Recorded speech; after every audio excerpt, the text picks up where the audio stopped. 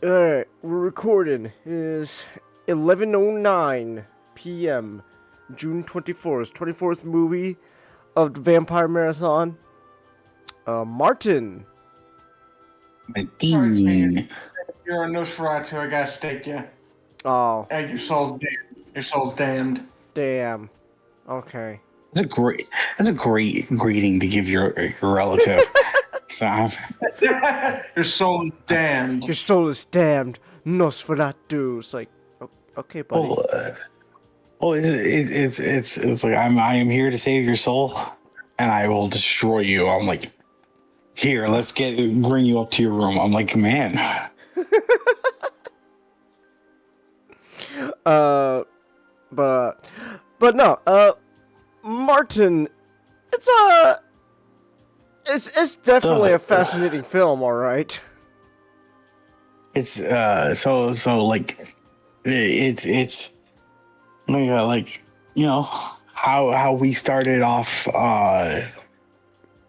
essentially how we started off our last marathon 28 movies later, which you can see all the videos on the Genghis Khan YouTube channel. Thank you. Very cool for the plug, not you. I know. That's what I'm here for. If you need that plug was shameless. if you need a really cheap shameless plug, you call me.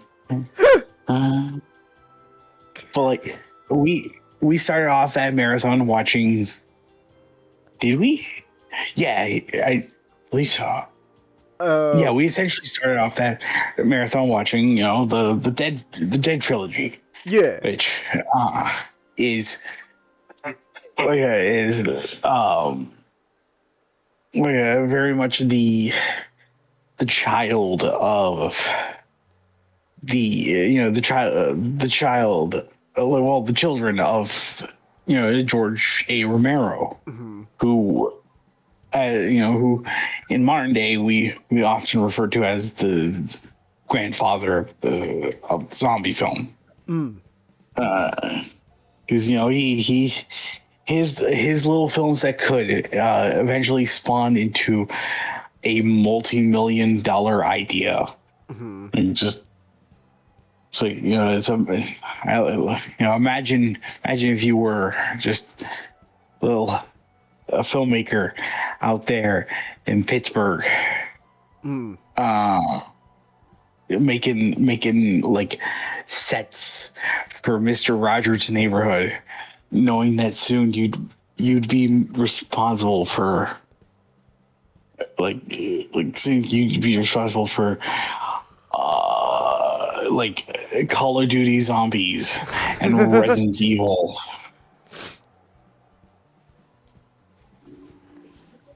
Yeah, Mr. I was like, Romero.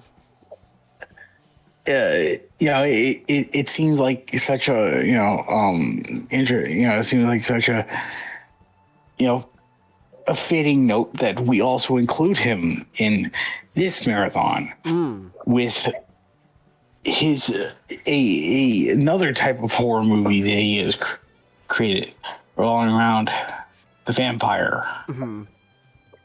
Martin. And in Romero's fashion, it's very fascinating how he kind of imagines a vampire. Because the Dead films, you can imagine are very mystical. They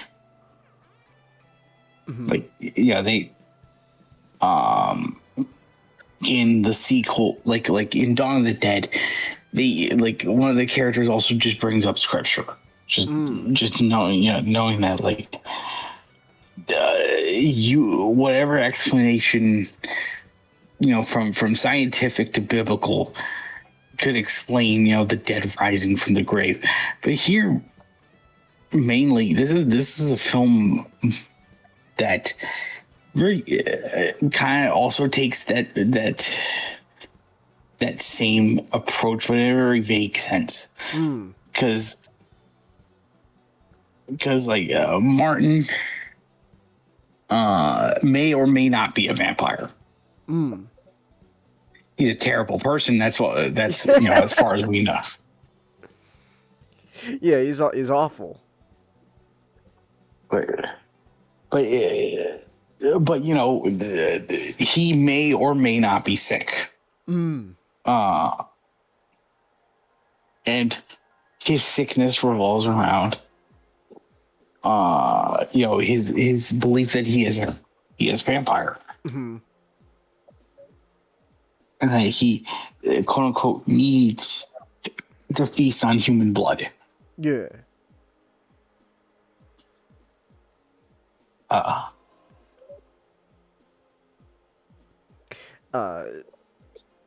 Which is it's definitely a very interesting take to go with the whole vampire route, like leaning more that it's like it's very much like a mental illness more than anything else. Because again because throughout the movie like Martin himself is always constantly saying like oh he's not like like there's no real like I guess like what we call like magic behind the vampires is not real. None of it's real. It's like, oh, there's no magic, though I am supposedly, an over 100-year-old being who must feast on human blood. So it's like Martin,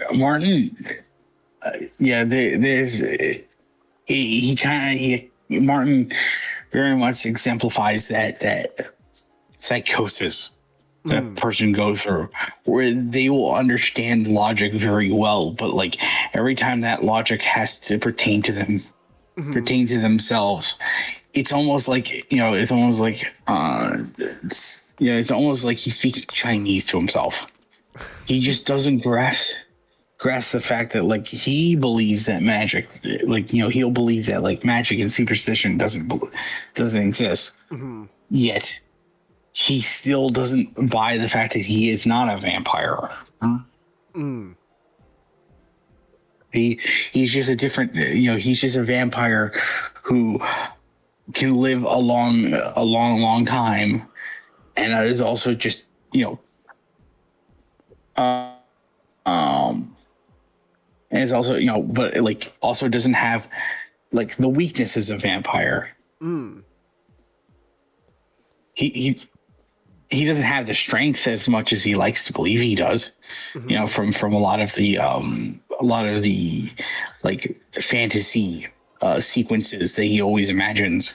With that especially on the train where he imagined like opening up the cabin door on the train with that girl taking a shower, and she's there to embrace him like Dracula. There's that sense of like in this delusion he wants it to be a power fantasy, but it really isn't.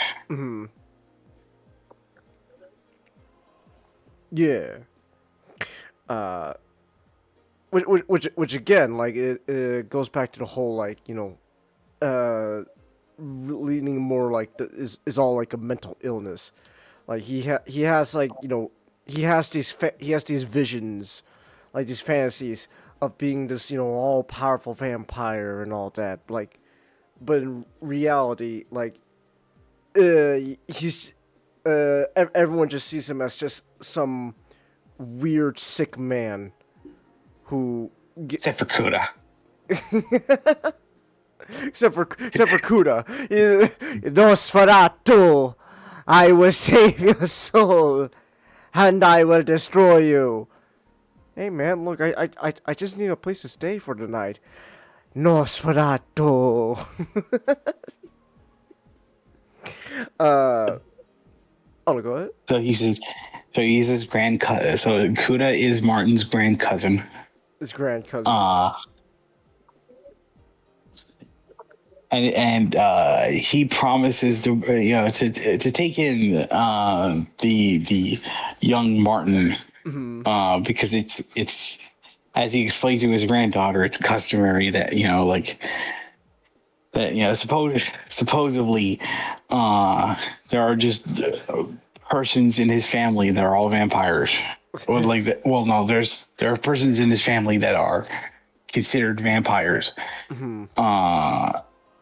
And so like they must take by evil law, they must take care of like these boys who are a vampire. And it's like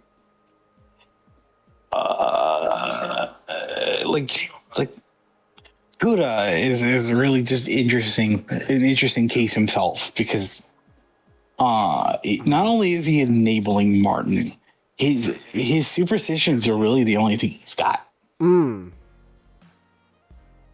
Because because I think an interesting thing about this movie, more so than just the exploration of like this mental illness and the fantasies that Martin experiences. This movie also kind of broaches on the idea of age. Because like Braddock, Pennsylvania, the location the movie is set for, it's just described as not having a lot of young people in it. And like the only young people here is Martin, if you want to believe he is not a 100-year-old vampire. And Coda's granddaughter, Sandra? Like, no. I got that wrong. I'm sorry. I think it was... I could look it up. Christina. Christina. Okay, thank you, Nick. And like, I guess you could say Arthur too, but like, I don't know if you could say that Tom Savini there was young.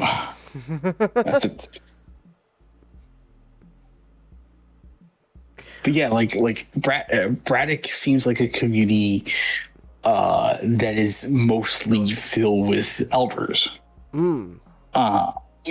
Or elders, or in some cases, like the youngest being like middle age. That it's a sense, like that's a sense that you don't really get in a vampire movie, where it's like for this series that shall not be named, that we forced ourselves to experience. Like, this 100-year-old vampire is constantly just like going to school for like generations. Because obviously, yeah, he does look young. He looks like a teenager, but it's like he's going to high school again and again and again. And he's only surrounding himself a lot with like young people that he would have no idea to, like who like he's constantly having to, like figure out and relate to them. Like, that's be hell. Imagine having to spend like generations as like a very young person and having to relate to the next generation. That can't be me. I don't know what the hell 6'7" is. I don't know either, man. I still use dank. You still use dank. Dank's still pretty cool and hip, right? People still say dank, right? I know what 6'7" comes from. Oh, okay. Oh, I'm sorry, go ahead. It comes from a rap song, of all things. A rap song? Okay. Was it good rap or is it bad rap? I don't listen to rap, Chingus.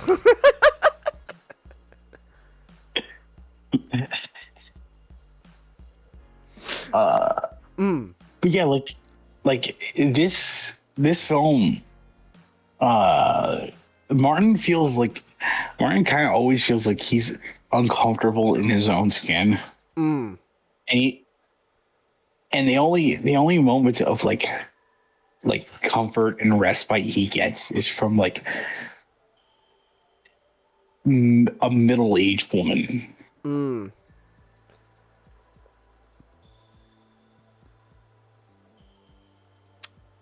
I think Martin's might be kind of a not very. I don't know how to put this. The movie very much kind of frames it as like he's kind of yeah, he is more just like a big like loser of a man than anything else. Yes, he is.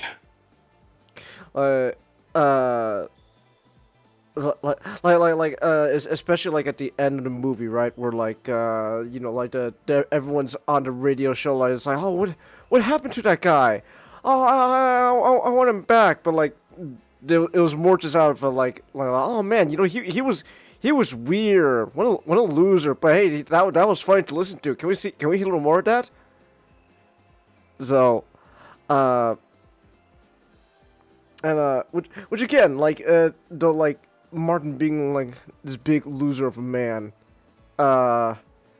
obviously, and like again, really goes into the whole thing of like this vampirism thing is more just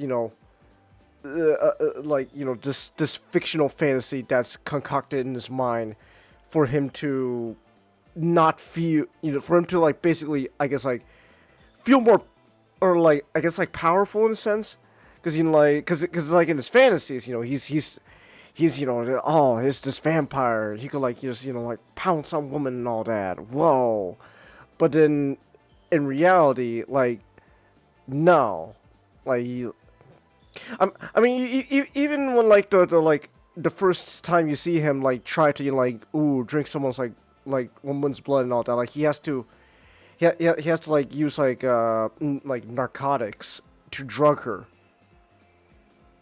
And it's like it's kind of shown that like Martin, like if Martin hadn't done this before, or like this is probably like his like second attempt, or like third, because he's not really good at it.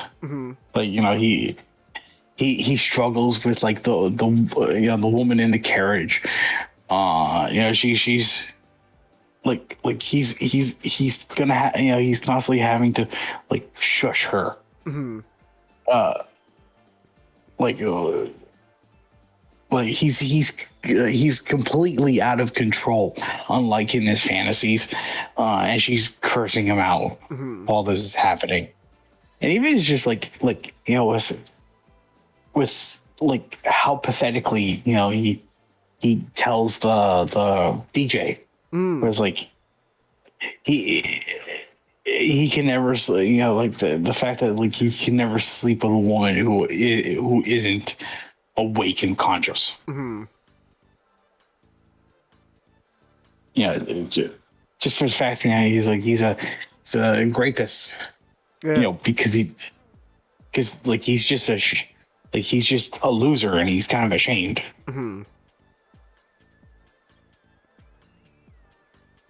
Yeah, so see like what was I say?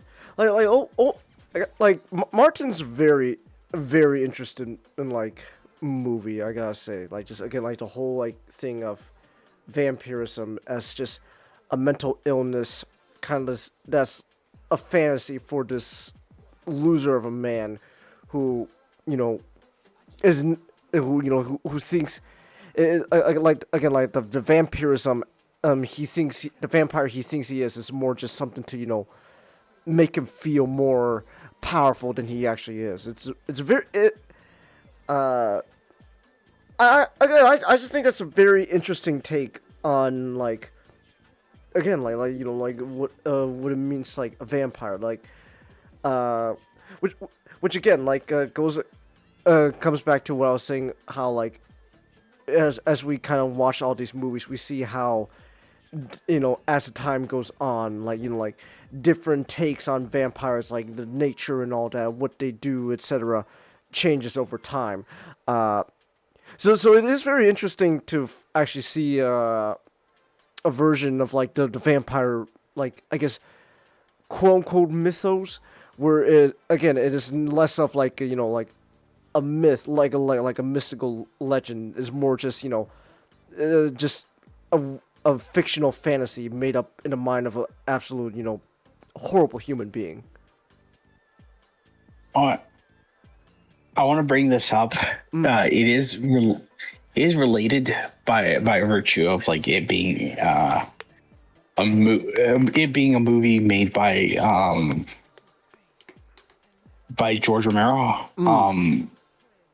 His like there's senses of this film that I kind of like get a feeling that it was sort of similar to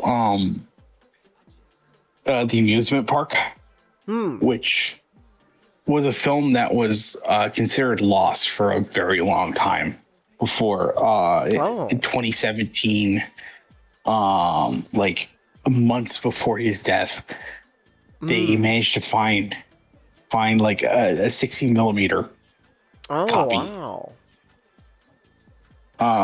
And then like for a year and a half, they restored it and shown it to a wider audience. And like the amusement park, it was a film that was like commissioned by Western Lutheran church.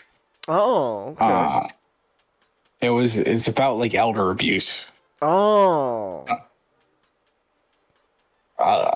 And like there's some elements of that like I kind of see here in Martin where like with Coda, especially when he had that talk with like the young hip priests, like whereas like that sense of like Coda, you get a sense like Coda like he's not only just enabling Martin out of like a sense of like he believes that like that's good for Martin.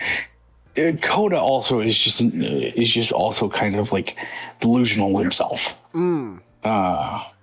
He's using like his religion and his superstitions to kind of like craft something that like craft something that gives him purpose as much as like Martin believes his Martin believes his vampirism gives him like a cool purpose to strive to. And it's like the conversation he has with the priest, where it's like, they want, the old people here, they want someone to talk to them in a way they recognize. And you get a sense that the young priest doesn't really understand that because he's a hipster. He's like, that's a word that sounds different in modern in a modern day, but in the past, like around like the 60s and 70s, there used to be a lot of young people who believed that they were cooler for being worldwide.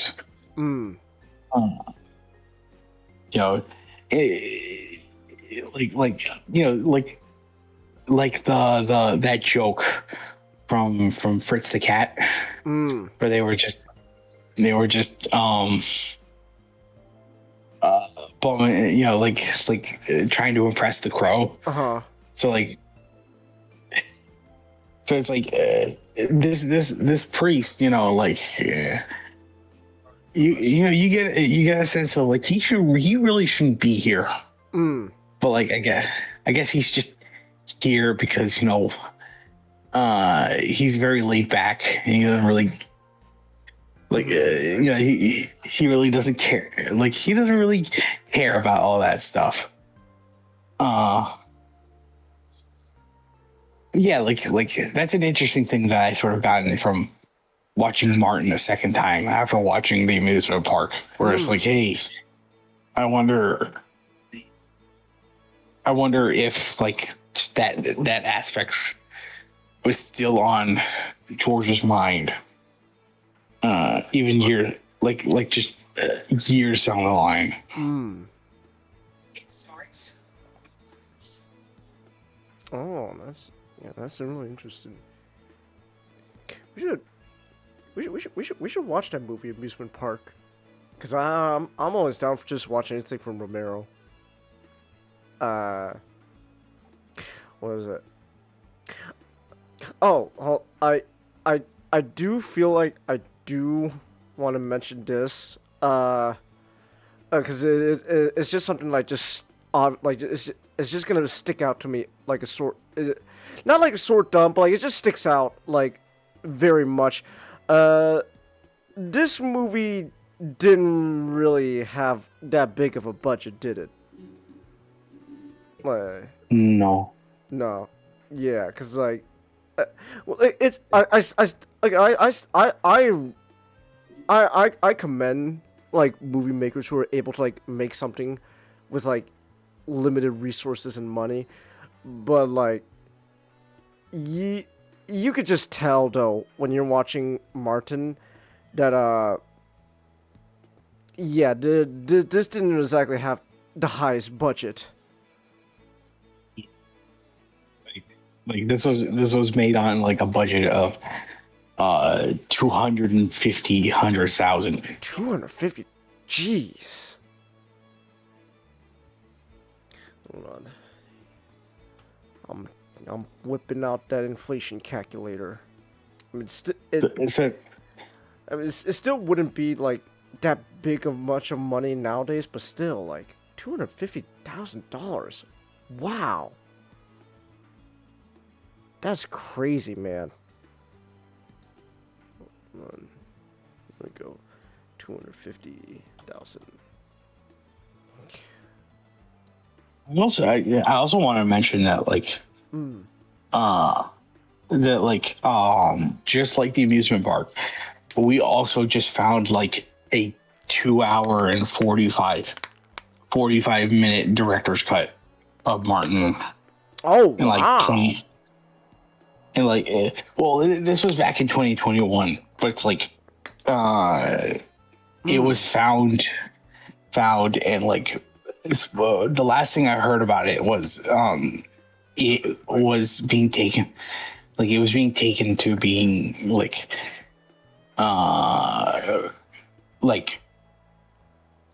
restored and preserved Okay. at the George A. Romero Archival Collection at the University of Pittsburgh.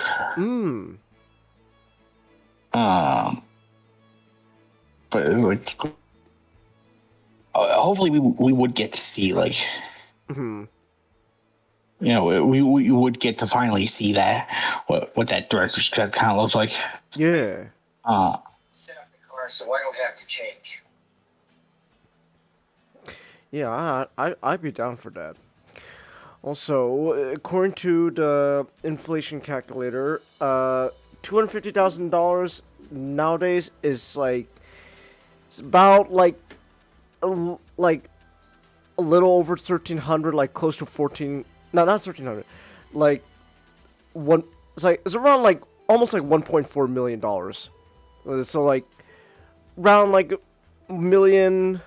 Yeah, so like close to like $1.5 million there, and like now And you know, like you hear that, like, oh, that's it's not a small number, but is movie budgets nowadays though, like $1 million still isn't really much to work with. It is wild, but yeah, $250,000. That's crazy, man. That's crazy. So, but yeah, overall though, I enjoyed Martin for what it was. It is definitely a very interesting film. But hey, I'm always down for more Romero stuff. So, all right. So tomorrow we are watching Thirst. That's right. We're watching Thirst, Korean vampire movies. That's gonna be interesting. Those Koreans, man, they make some scary stuff. I'm not gonna lie. So hey, look forward to Korean horror tomorrow. Ooh.